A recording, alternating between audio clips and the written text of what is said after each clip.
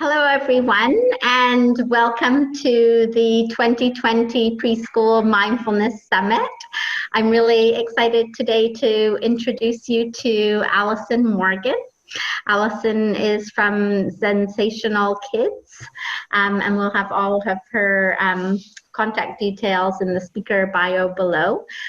She's kindly given us a Ready to Regulate toolkit as a freebie for everyone watching, so please feel free to download that. But Allison is a pediatric occupational therapist, a yoga and mindfulness trainer, and she's been working with children and youth of all ages for over 25 years now, and she's the CEO and founder of Sensational Kids, which helps bring mindfulness into the school culture. And we're really excited to have her here today. We've had lots of conversations over the past year. So welcome, Allison, and thank you so much for joining us. Oh, thank you so much for inviting me. And thank you so much for creating this space for people to learn more, especially about this age group. Having worked in schools for so many decades, what I'd always hear from educators is there's never anything for preschool. They do everything for K up, and they always forget about preschool. So I'm so happy that you created this specifically for this age group. Oh, thank you. Yes, my favorite age group as well. And yeah, I think the more resources we can bring together and share, the more we'll be able to move forward together. So let's start, first of all, by talking about self-regulation. So tell us what it is, first of all. Sure. So self-regulation is one of several executive function skills that mature and develop over time. But self-regulation specifically, it's our ability to manage our own behavior and our reactions to feelings of things that are happening within us, as well as managing our behavior based on what's happening around us. And it really is about developing our ability to calm ourselves down, focus our attention, control impulses. It even involves how we behave socially. So it has an effect on how we make friends. Things like taking turns and delaying gratification, as well as managing our own stress. So it's a pretty important skill to develop, and not just for school success, which it really is a predictor of school success, but also just life success and happiness. Being an occupational therapist, it was one of those things that was always on an IEP goal, helping children self-regulate. So it is very, very important. Yeah, definitely covers so much. So tell us why especially some young children, have so much difficulty in developing this skill. Yeah, well, like I said, it's one of the skills that's part of our executive functioning, right? Yeah. So executive function skills also encompass impulse control and like delay, being able to delay gratification, being able to pay attention, managing time. And our prefrontal cortex really is what houses our executive function skills. So in early childhood development, we're still developing the neural pathways to get to those centers within our brain. For some kids, when there is autism or ADHD or other developmental delays, it's harder to develop those neural pathways to get to those centers and turn those skills on, as well as if there's trauma. And we're seeing this a lot in our school population now, I think more than ever. But children that have experienced trauma really have a hard time developing self-regulation skills. Yeah, I think you're right. I mean, I keep hearing more and more as well about all the trauma in different countries and different situations, and both in adult population and with young children. So I think we need to do something, don't we, Yeah. in schools And to help. what we know about trauma now is that it not only changes the wiring, but it changes the architecture of the brain. And these children are really set up to defend and protect themselves. And those are innate things that we have within us to always want to be safe, always protect, but it's heightened for these kids. So it's those centers of the brain that they're essentially practicing over and over, how do I fight? How do I take flight or freeze? So they're practicing the neural wiring for those types of responses, and they're not having the opportunity to practice, turning on to the higher centers of the brain, turning on the wiring for self-regulation, turning on the wiring for calming themselves down, turning on the wiring for controlling their impulses. And, whatever we practice, we get better at. Yeah.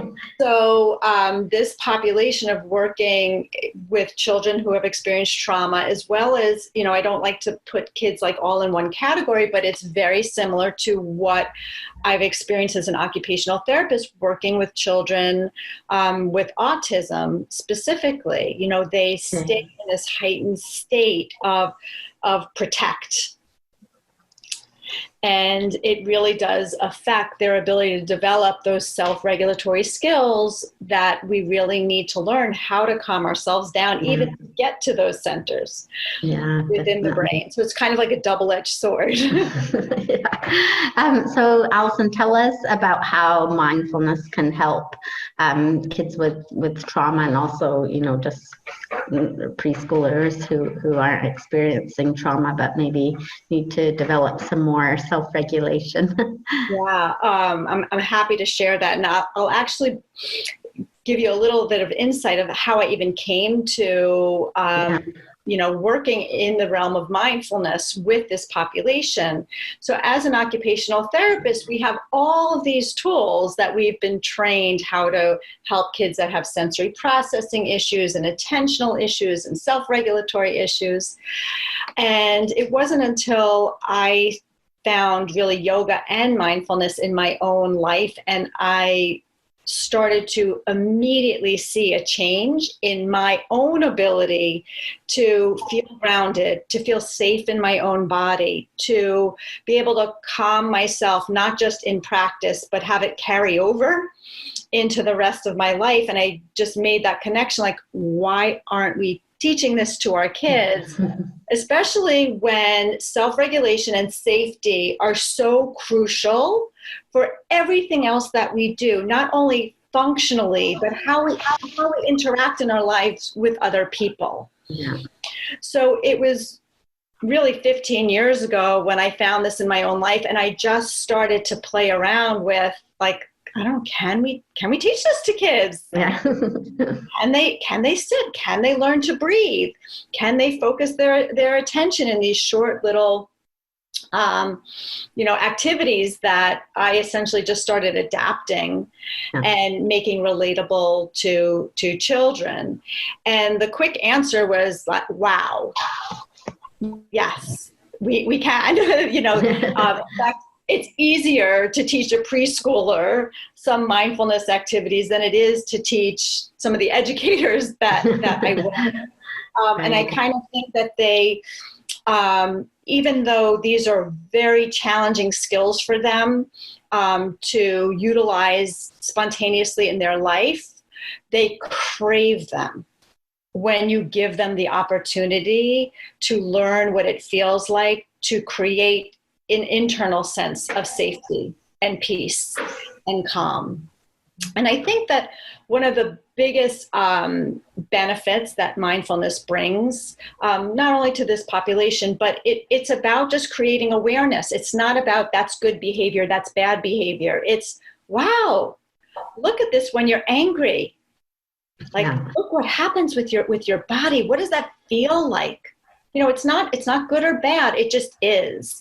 And it gives them that space to allow them to experience what is happening within them without shame, without it being there's a punishment or there's a consequence to that in this moment. And it gives them time to notice. And that in itself is just so beneficial for them.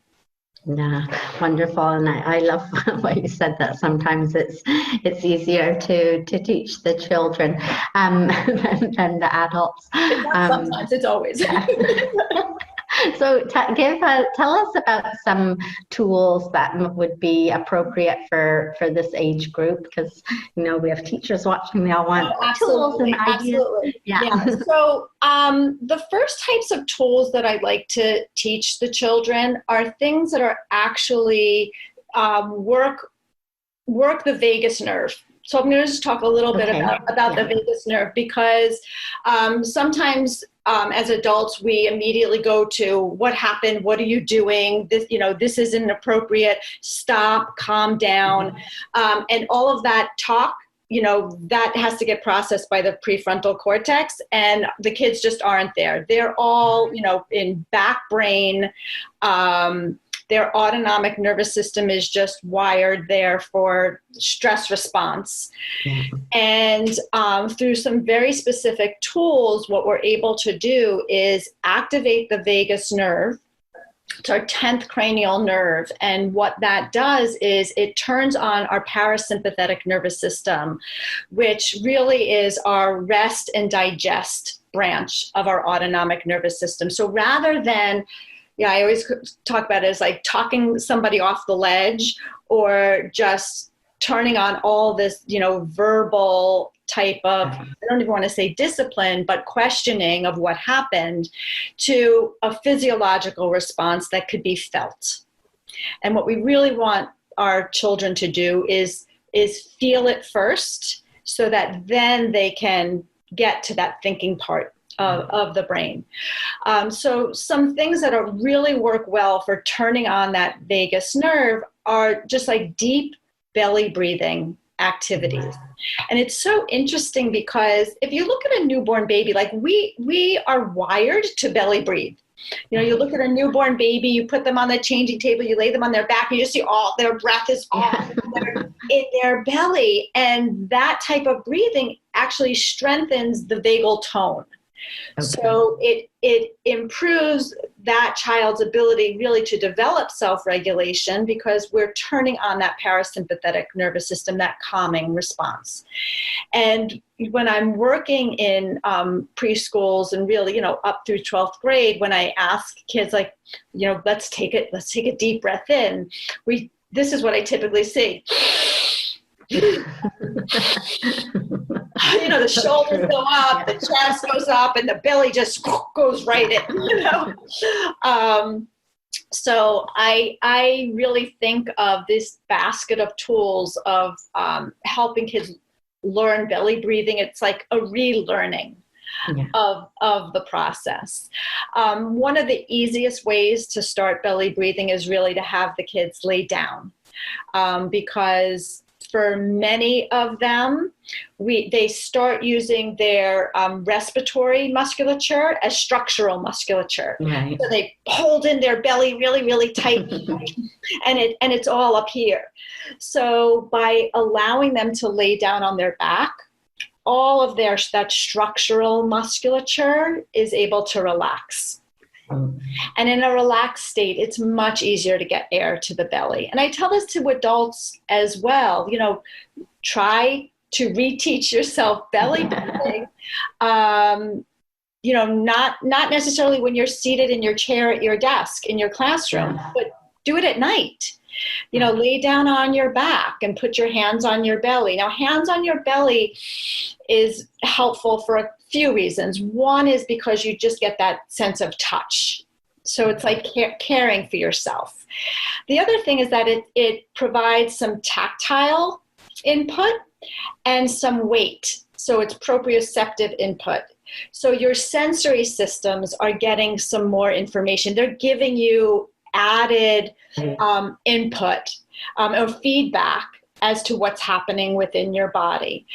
So for kids, we can have them put their hands on their lap, but you can also have them put something on their belly. And, a stuffed animal or, something like that. One of the little tricks that I found is that rather than putting something light on their belly, put something with a little bit of weight. So what I've done is I take bags of rice, like a Ziploc bag of rice, and I'll put that into the stuffed animal. Okay. Then that added bit of weight, as they breathe into their belly, they feel that little bit of resistance and pressure, which gives them that, that feedback from their proprioceptive and their tactile system. So that's a great way to start, again, reteaching a belly breathing. So getting that breath deep into the belly, getting that diaphragm moving is what activates that vagus nerve and helps the system calm down.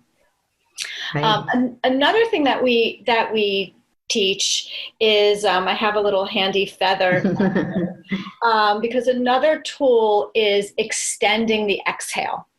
Okay. So you breathe in through your nose, but to extend the exhale also helps activate the parasympathetic nervous system. So, some people use bubbles to get kids to blow out, but what I find with that is the breath is typically like right. quick and sporadic, and that's actually excitatory.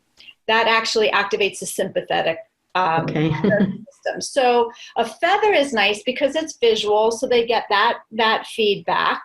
And I call this doing a feather dance. So they just breathe in through their nose and try and make the feather dance as long as they can. I love that. So it takes a little bit of practice. But it's in itself, it's rewarding to them to get the feather to dance. Sometimes that's hard, so we'll start with things, I call it the feather boogie. So just to get it to move quickly. And again, that's that quick, short exhales, which could be excitatory. Another thing is just blow it and watch it fall. Lovely. So they really like that as well. Yeah, I can imagine, especially with the colorful feathers and things. That would be really fun. Yeah. Another breathing activity. Do I have time to? Yes, go ahead. Because at this age, it's also very important to get their body involved. Very, very important. So another breathing activity we call rainbow breath. And what I have them do is, put their hands out and close their eyes and just imagine the color red being poured into their hands, because we're going to create a rainbow all together, but we're going to use our whole body. So they close their eyes, they imagine the color red, and I'll just have them sit there maybe for a few breaths. And then they open their eyes and they're going to take that red paint and they're going to put it all over their hands to paint this rainbow. And then after we get it all over our hands, we're going to put it all up and down our arms. We have to rub and imagine you're painting your whole body. We're all going to look so silly. Could you get it under your arms? And of course, I'll be as animated as possible. And they love this. So they put it all over their arms. And, you could go from head to toe putting this on there. But really the point is that they're giving themselves self-touch, which is so therapeutic. I mean, that's, I think, such a crucial thing that we've taken out in the education world. It's like, don't touch. And especially at this age, they need touch. I mean, just from touching, they're releasing oxytocin, which is a wonderful hormone just for helping us connect to other people, to feel safe and trusting. So here they're doing it for themselves. So after we get our whole bodies filled with paint, I'll have them bring their palms together, and we're going to push the rainbow up to the sky. So they take a big breath in, push it all the way up to the sky, and then they arc their arms down, painting that color in the sky. So as they're exhaling, they're pushing the rainbow side to side. And we could do that with every color of the rainbow. I love that. It's a great fun. one. Yeah. I'll even sometimes have them think of an affirmation. So for red, we'll just say, so red is going to be safe. So this color is going to make us safe. So take a big breath in. And as you exhale, say, I am safe. So we create a rainbow of safety. And then for orange, we could use brave. So take a big breath in, reach up orange. And as you exhale, say, I am brave. And for each color, we'll just do another affirmation. And when we end, we could just imagine the whole rainbow with all these beautiful affirmations surrounding us and protecting us. And sometimes I'll have them think of which one do you want to hold on to the most today? Is it being safe? Is it being brave? Is it being strong? Is it being kind or loving or confident? We'll just have them pick one and then share it with the group. Beautiful. I love that one. That's really fun. I know kids would love that. And yeah, like you said, the physical touch is something that's definitely missing. Although it's really interesting because I move around a lot. So here in Portugal, if you go into a preschool, or some of my friends that have preschool children, they still, the teacher will hug them and pick them up and stuff. Whereas, in some other countries, that's just like not allowed, right? And people are very worried. Like I know in Canada, the crossing guards won't even hold children's hands anymore crossing the road. At least where we lived.